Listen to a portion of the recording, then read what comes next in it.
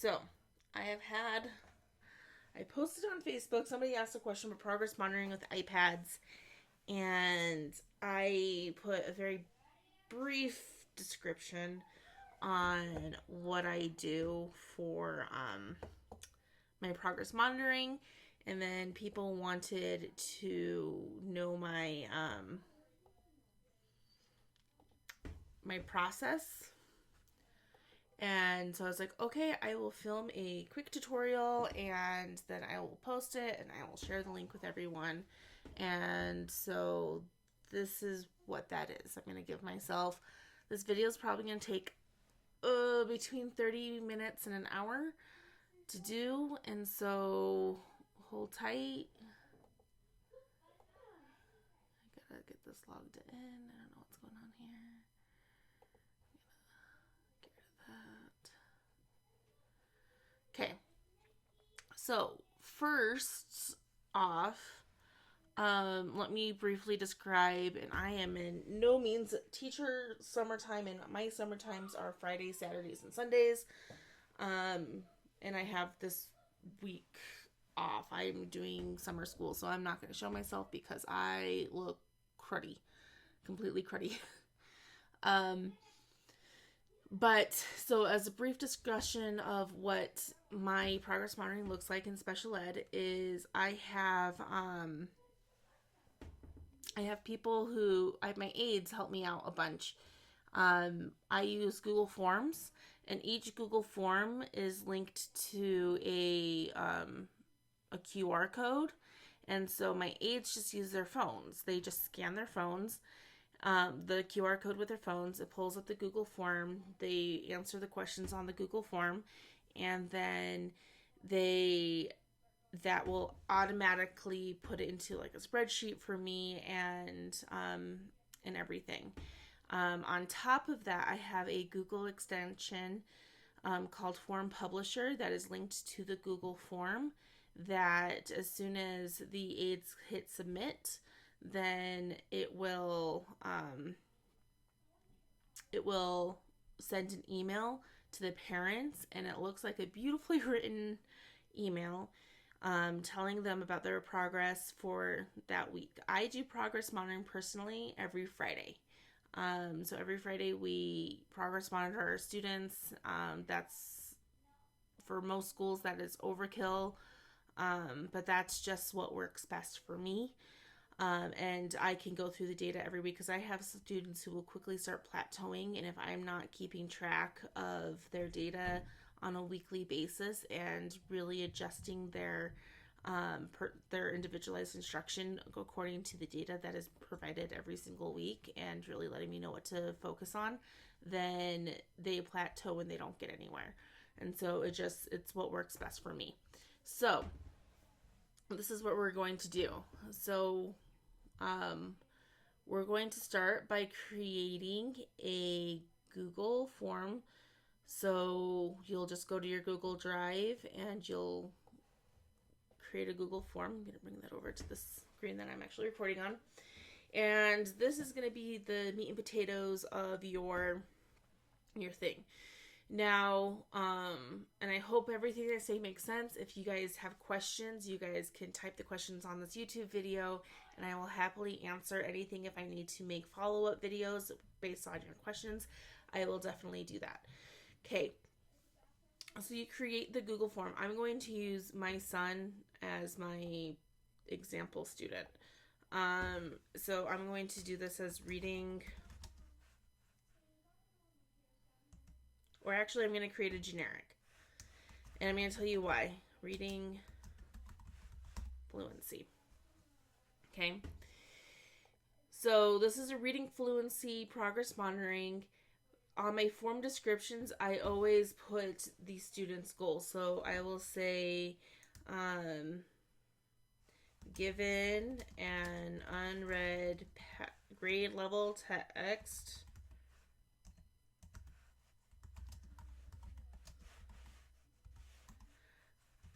I can spell, I promise, some days. And in parentheses, I put whatever details would change between your students. So I say students, so it has the name here. student will read, you have a number, so I'm going to just put the number sign, correct words per minute at, I'm going to put percent accuracy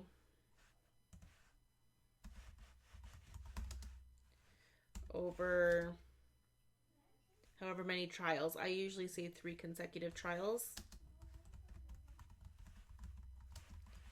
And that works for me because, like I said, I progress monitor on a weekly basis. And so I can say 3 consecutive because that's really just 3 weeks, and that's really showing me that they master it. If you don't do that, if you only do it every 3 weeks, you might want to say 2 out of 3 trials, or whatever your goals are. That's what you're going to do. Okay, so in parentheses, you're going to put everything that is going to change between student to student, because this is your master copy.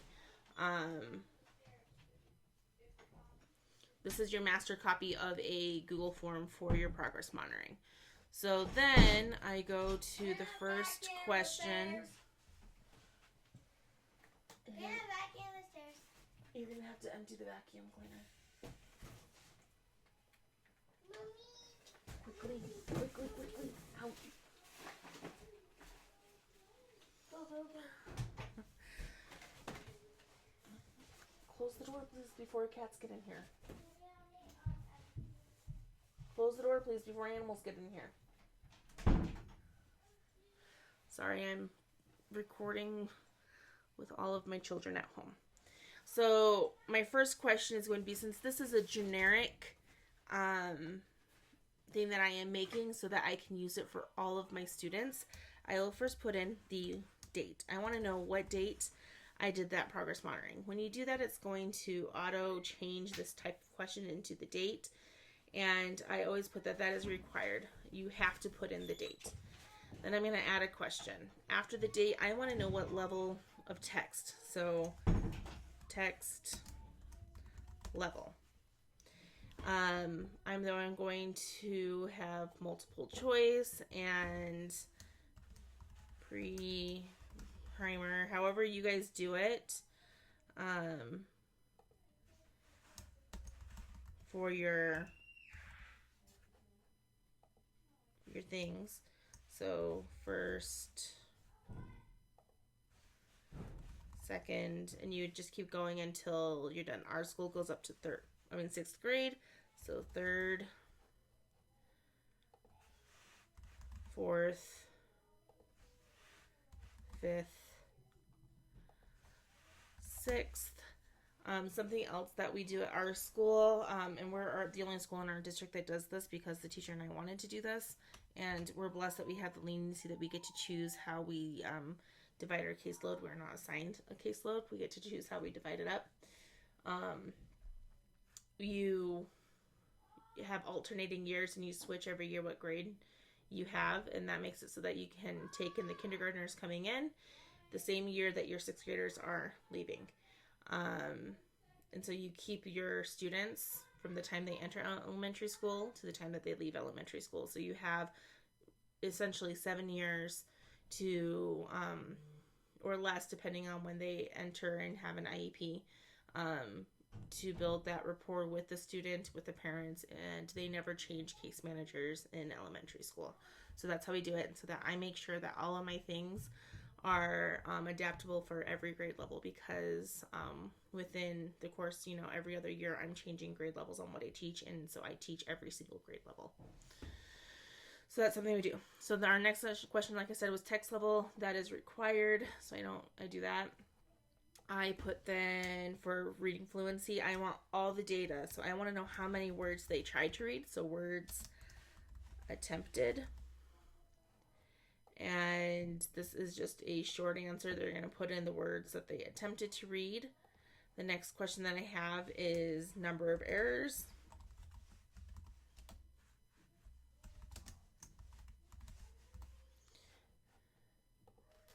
Short answer again, it is required.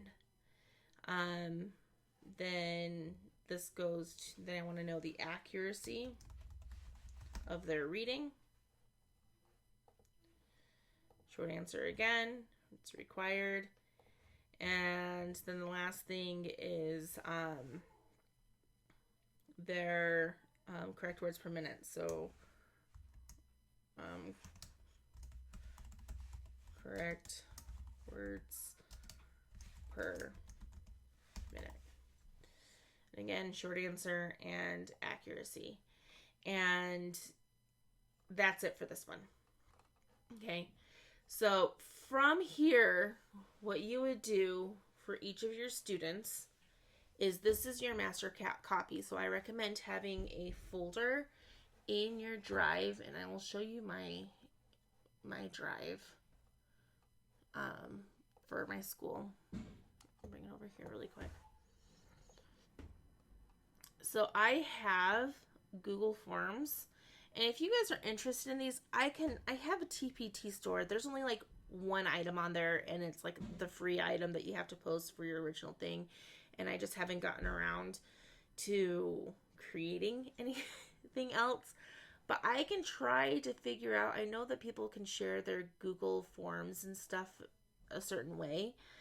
I have created a bunch of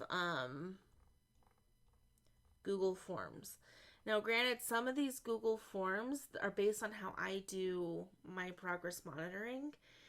So sometimes it's just better for you to create your own, but I am willing to maybe sell these for a very low price because I did put in a lot of effort and into these Google Forms. But what you would do then is, like I said, if I were to do one of these, I would just go into it. So let's say that my son, he's in 3rd grade and he has a goal for division. So this is the goal. When given 10 whole number division problems up to 4 digits by 1 digit and 2 digit, student will answer and illustrate or explain the calculation by using equations, rectangular arrays, and or area models with 80% accuracy on 3 out of 3 trials. And so then I have the benchmark that we're working on for that they would click on, and then the score recorded. So that is what you do. But then you would just come up here and you would make a copy of this and you would save it to like your student's file. So I have in my drive, I'm not going to click on it because it has all my students' name in it. But right here on my drive, if I were to click on this, it has each of my students have their own folders. So I would save all of their Google Forms to their folders. Okay.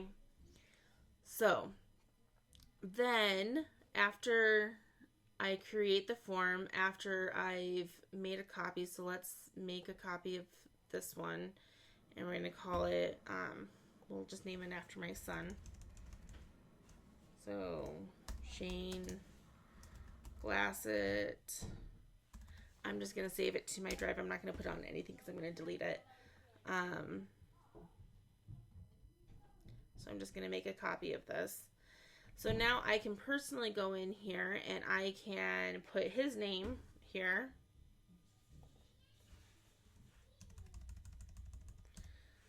To individualize it, Shane. And then based on whatever his goal is, let's say it's 100 words. Correct words per minute at 98% accuracy. At 98% accuracy over 3 consecutive trials.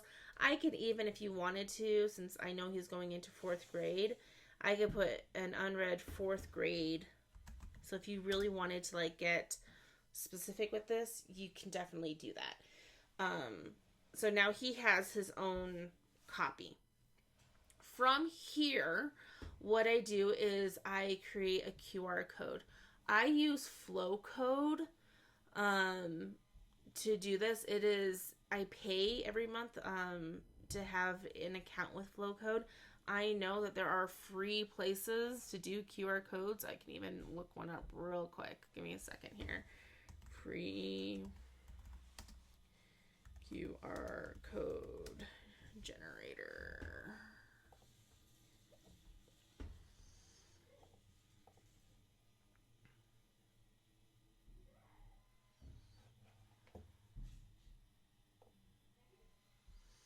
So there's even one on,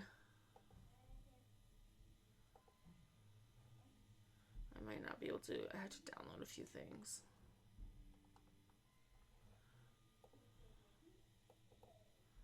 Let's see if it works.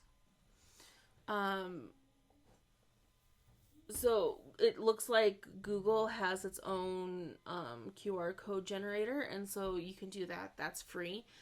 The reason why I pay for a subscription every month is because it allows me to save the QR codes and I can like access them and adjust them.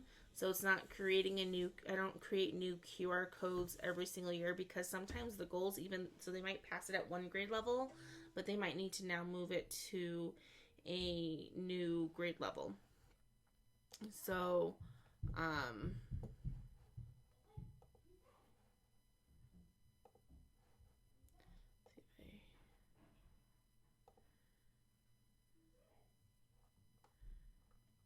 okay, I might not be able to do it because I might need to shut down my Chrome and I'm not going to do that.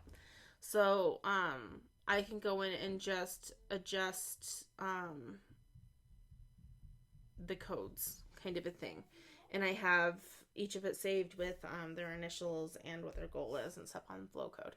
So, but to create your code, all you would do is you would find your QR code generator, and from there you're just going to get your pre-filled link. So you click on those three dots, pre-filled link, scroll down, get the link, copy the link, and then you go to whatever your QR code generator is, and you're just going to copy that link into that generator. It's going to give you a QR code.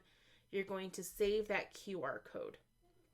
Okay, so I'm going to do it discreetly on my end, so you're not going to see me doing this process. If I need to, let me know if you guys need me to do this with the free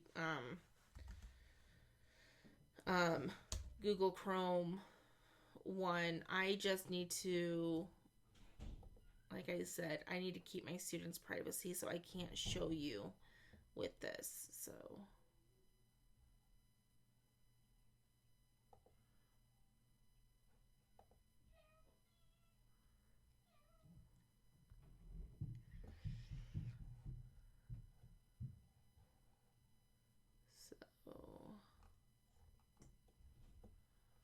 I want to just create a random code. Shane example fluency. That's what I'll call it. Again, so I'm just pasting in my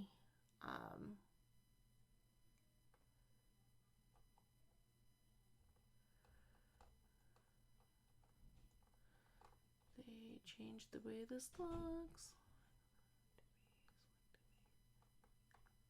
Oh, there it is. Okay.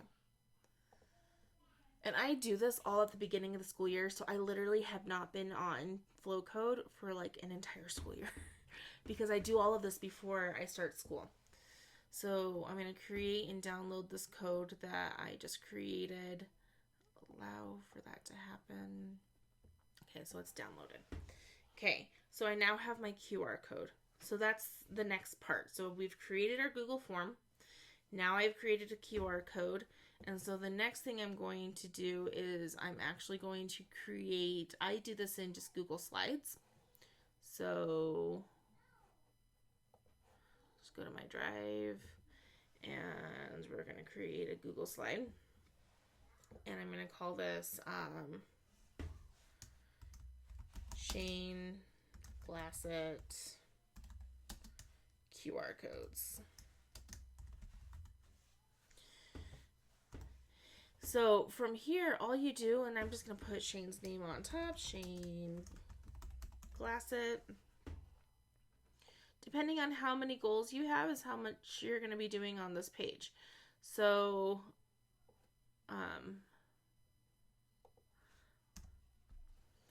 I'm just going to now insert that code that I just downloaded. So downloads. If I can find it. Oh, there it is. Okay. So here's his code. So I'm going to make it smaller. I'm going to adjust it however I need to adjust it. Put it on here. Add a text box underneath. And all I'm going to put in that text box is reading fluency. Fluency.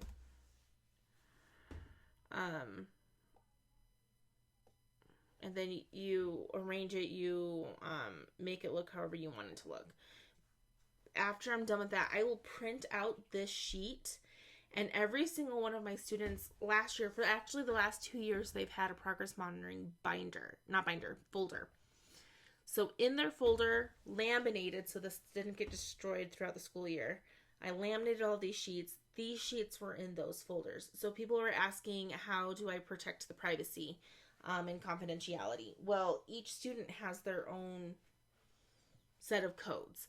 And so it's not, when I scan it, I'm not selecting a student name. This automatically goes to their Google form. This will go on to their tracking stuff. Like, this is their personal set of codes. These QR codes are their personal sets.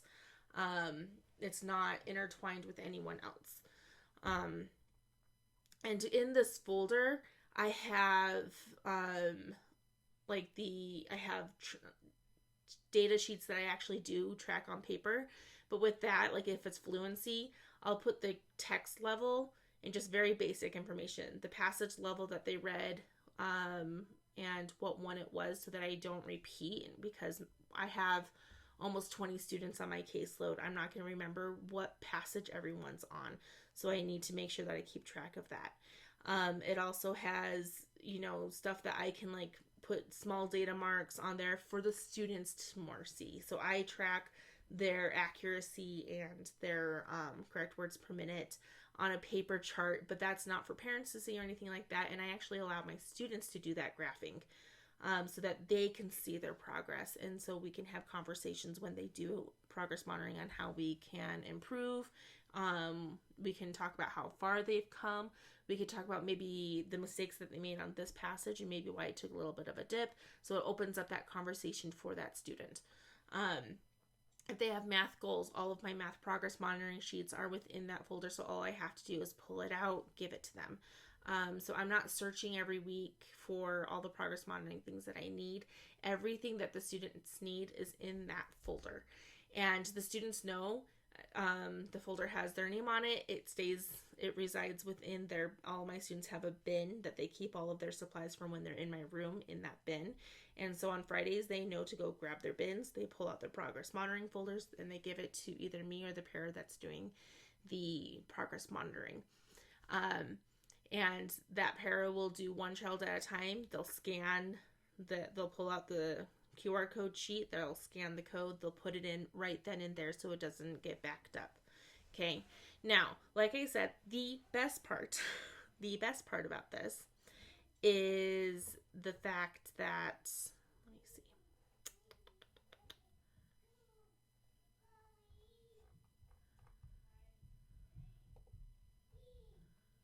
Okay. Is my form publisher.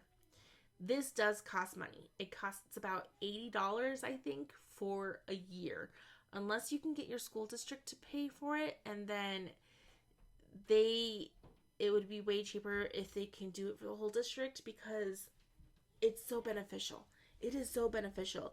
Like, I am still trying to get my Sped director to purchase this for the district, because I stopped even marking on my IEPs that I will send out progress monitoring reports, because they get progress monitoring reports, like report cards, in a way every single week. So I just mark that I will be sending them emails with their progress monitoring updates. And so I go to my add-ons and I have it already downloaded. You would need to download it, but I would click on Form Publisher. And after you download it and you do all that stuff, I click Get Started.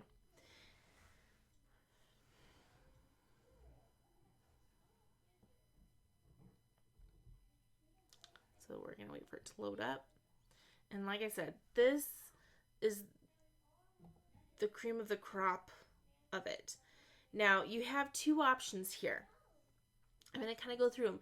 You can select a template for your form publisher um, from a template that you've already made. So just like I have all of these Google Form templates that are like ready to go, I have form publisher templates ready to go.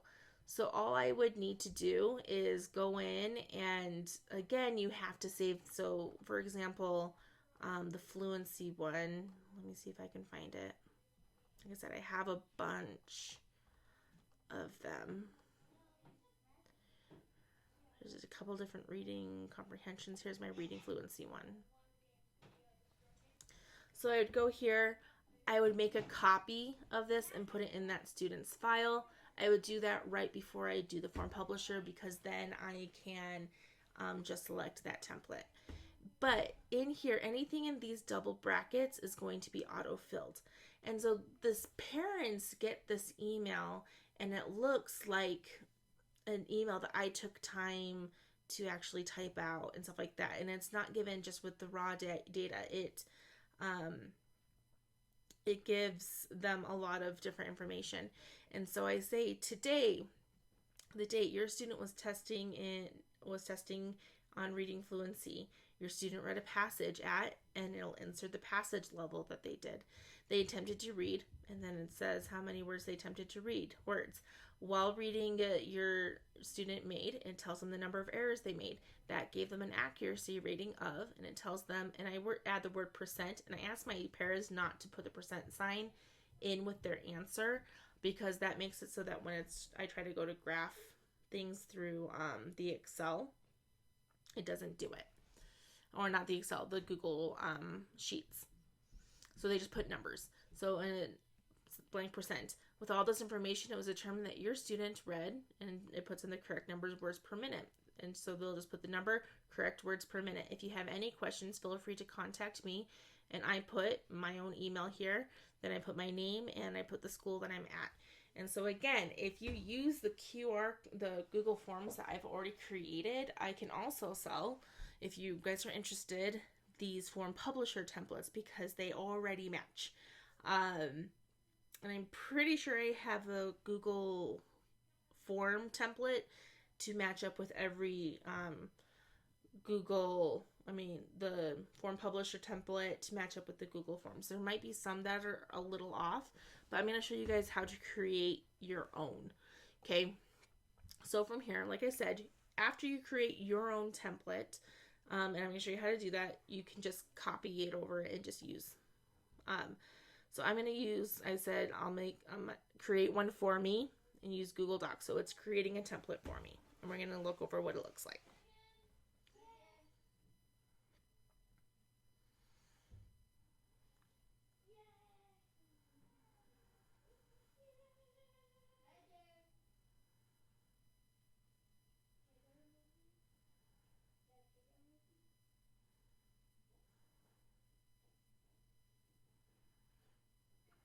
Takes a little bit of time.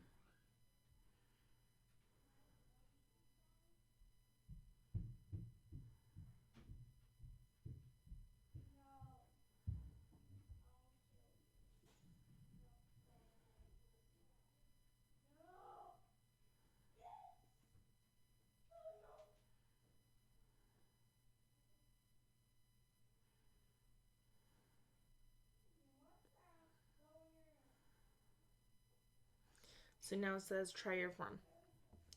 We're not going to try it quite yet, because I want to go back and I want to change things. So what I did is I want to explore customized settings. So I'm going to go to template and markers. So I want to look at that template that I have just created.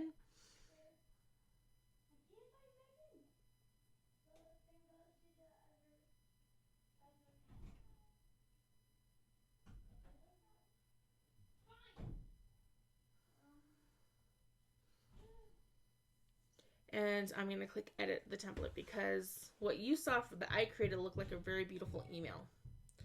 If you don't change it and you just go with what they create for you, this is what it's going to look like. Okay, so you're going to want to change this. So again, I just put, reading fluency. That way parents know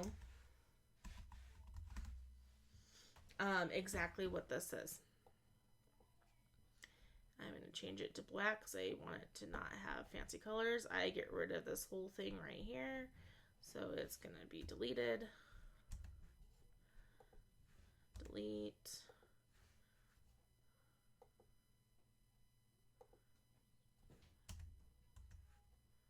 If I can. Why won't it let me delete this? I just want to delete you. Delete. There we go.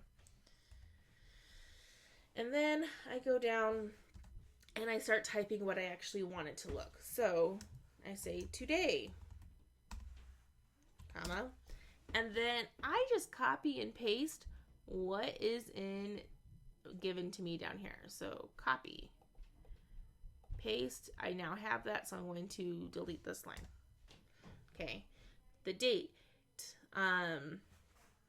So today, date, and then your student, if you want to put their name, you can.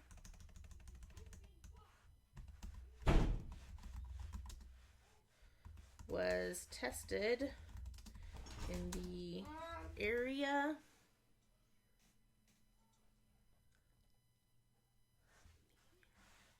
of reading fluency.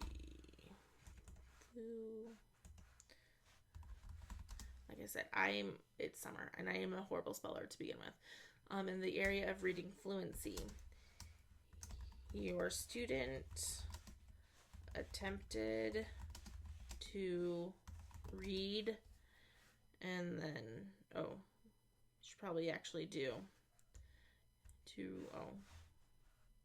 I can do that. Read a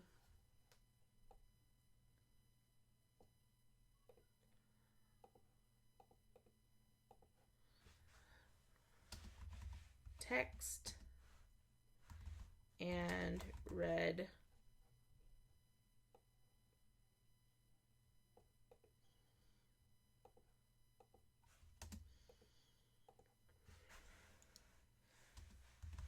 words. During your child's reading, they made, so I'm going to delete both of these so I know that I don't need to do them. They made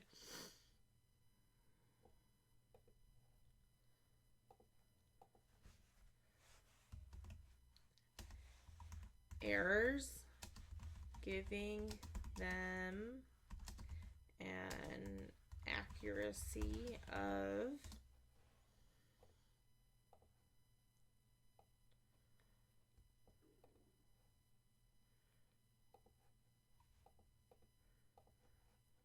It's important that you guys just copy and paste these, and if you change your form later, you need to go back in, and the way, if you notice that this was the question that the paras or you answered, and the exact same format is within those brackets.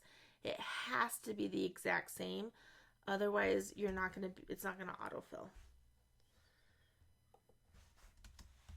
Percent. So given this information,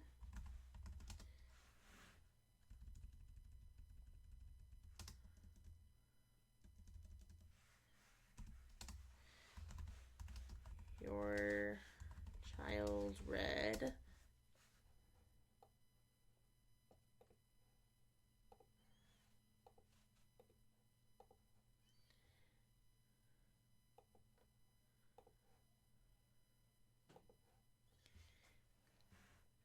and this is where you can kind of make sure that this is your template, so that you can just copy this. Well, actually, since this one is attached, after this, so you'll put in all of your regular information on this, and then you'll go and you'll change it to make it an actual template, because you can copy this to make it a template. The goal for your student is to read at a 4th grade level with 100 correct words per minute at 98% accuracy. If you have any questions, feel free to reach out to me at, and then I'm not gonna put my email in here. So your email at email, and then you can put your, so I would just put, if it was me, Amy Glassett, and then again the school that I'm at, so it looks all professional. School resource, so I spell that, teacher, or you can put special ed teacher, and on here you can even put your email again. You could put your school's phone number and then your extension. You can make this however you want it to be. Okay, so now this is what it looks like. Okay, this is now your template. So it's not, looks like a very well formed and well crafted email. So I'm going to go back to that test your template. Okay, so here we go. So we're going to say that we tested my son. Today is June 1st. And so again, you would technically be scanning this on your phones. And we're going to say that he read actually a 3rd grade level passage. He attempted, we'll say, we're going to make it easy. He attempted 100 words. He made 10 errors. So his accuracy was 90%. And that gave him 90 correct words per minute. Okay.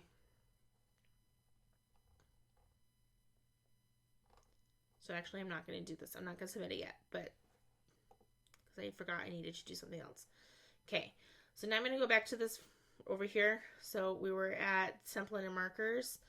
The only things I ever mess with here really is template and markers and sharing options and possibly destination folders, because when it gets sent to the parents, it's going to give you a copy of the PDF. So you can have that on your record saying, hey, yeah, he was tested, this was sent, and all of that. So, but for sharing purposes, I'm going to click sharing. Like I said, this is a really quick overview. So if you guys have any other questions, please, please, please let me know. So, it automatically will get shared to you. So when it will get emailed to you. You're automatically on that list. And so if I wanted to put my other email, I would do that. But this is where you put your parents' emails. This is how, when they click submit, those emails get sent. Okay. So since my email's already on there, I'm not going to, and so there, you actually have my email now. Since my email's already on there, I'm not going to do anything. So I'm done with everything on Form Publisher. That's everything that I had to do. And like I said, I could do a more in-depth thing. This is kind of an overview. If you guys want more in-depth, please let me know. And with specific questions on what you want me to go over, I can go over how I create the choose your own adventure type of progress monitoring. So I do that with my decoding and things like that. If there's like multiple benchmarks that it needs to have its own thing. I can go through how to do more in-depth Google Forms and things like that. So submit. We're going to submit this. And here in a bit, I should be getting an email. I'll pull it up when I do. Um,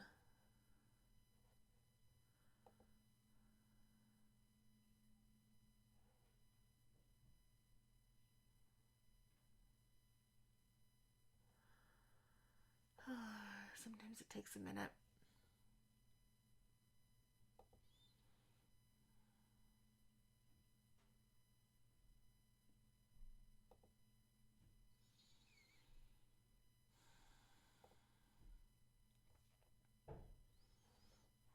Okay.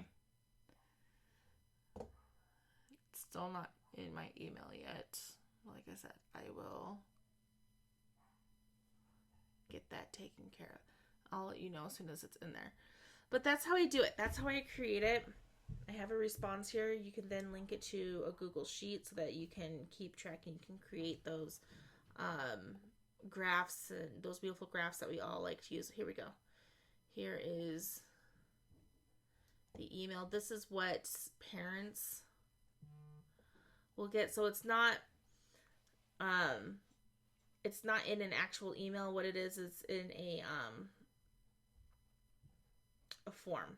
So they can click on the form, the PDF, and like I said, so here you go. Today gives me the date. Your student was tested in the area of reading fluency. Your student attempted to read a third grade text and read 100 words. These are all being autofilled for me. I'm not thinking about sending these emails to these parents. It is automatically, I spelled errors wrong, you guys. During your child's reading, they made 10 errors, giving them an accuracy of 90%. Given this information, your child read 90, and that should say correct words per minute, but I didn't do that. Oh, read 90. Yeah, I rushed through it, and I'm sure all of you guys were like, you're messing this up. That's okay. So 90 correct words per minute. The goal for your student is to read at a fourth grade level with 100 correct words per minute and 98% accuracy. If you have any questions, feel free to reach out to me at your email and then your name. So once you send, they're getting progress monitoring updates every time I progress monitor and for each individual goal. And so I've had my coach ask me, well, is that too many emails? And I don't think it is. And I've never had a parent complain about how many emails they're getting with their child with their progress monitoring. In fact, I'm going to tell you just a really brief story about this whole system and why I absolutely love this system and why I think it saves not only time for me, I spent all summer a couple years ago developing this whole process for myself. And so now it takes me about an hour or two to get everything situated for the next school year, but that's because I have all of my templates created. But it did take me hours and hours and hours to do a few summers ago. But it saves me. And this is why just this past week, I got a phone call from our audiologist at our school because a grandmother, not a mother, but a grandmother, went to the audiologist and was complaining about me and how I wasn't doing certain things.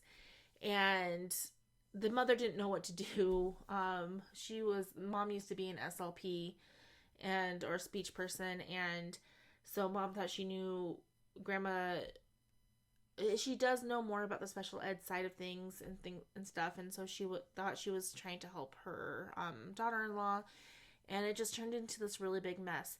But the mom, the child's parent, actually was like, yeah, and I even pulled up all of these emails that you have sent me with all of the data showing how much progress my child has made. I put no real thought every single week into these emails. But when my abilities were being scrutinized by somebody and they were wondering if I was actually following through with goals and tracking them, mom was able to pull up on her own all of the emails that I have been sending her, and they could see the numbers going up and see the progress that this child was making. I've had times where an email gets sent out and parents ask me very legitimate questions, and they're like, last week my student was read this level passage. This week they read at a level below. What's going on? And so then this is why I still keep track of things on paper. Um, Not like for parents to see or anything, but then I can go back to the paper thing and say, oh, they just clicked the wrong button, and I can shoot them a really quick email. Hey, sorry, that was a misprint, a mistype. They actually did read at this level and things like that. But it lets the parents be way more involved in the IEP system and process. They feel just as knowledgeable with where their student is at coming into IEP meetings, because all of the information that I have, all of my raw data that I have with all my progress monitoring that I do with my students, my parents have. They're not getting just a snapshot every quarter or every trimester with a brief progress report. They literally have access to every bit of data that I have. And so when they come into those IEP meetings every year, and I've seen this, um, after the first year, they were like, they started becoming more involved in the IEP process. They knew where to go and what to ask for with goals. They were able to actively participate, and they feel like a member of the team. So many times, and this is my soapbox, I have children with IEPs. My oldest son is autistic. My son, I have another son who has really severe ADHD, and I had to actually fight in my school district to get him on an IEP, and it took me 2 years to get him on an IEP, which is crazy to me because I'm a Sped teacher and I know how to read the data, and I knew that they were wrong because I was reading the same data that they were reading, and they were telling me things that were not right. I had to threaten my school district with due process for my son to get the services that he needed. And then I have a 2-year-old who is in the up to 3 program, and so she, in her own way, has her own IEP. And my siblings, a bunch of them growing up, had IEPs, and so I know what it feels like to be the parent in these situations. And it doesn't feel great sometimes going into these meetings and being talked to instead of being talked with, and being an active participant in those IEPs. But this gives them those tools. It gives them all of the data, that raw data that you are collecting. It gives them all of that. And there's no reason to hide all of that raw data that you're collecting throughout the school year. You can share it with the parents. It's an amazing thing. And then my parents are just so much happier now that they're getting all of this information. So, again, if you guys are interested in me trying to figure out how to post those templates on TPT for you guys, let me know. I can do that. If you're like, no, we'll just create our own, that's cool. More power to you.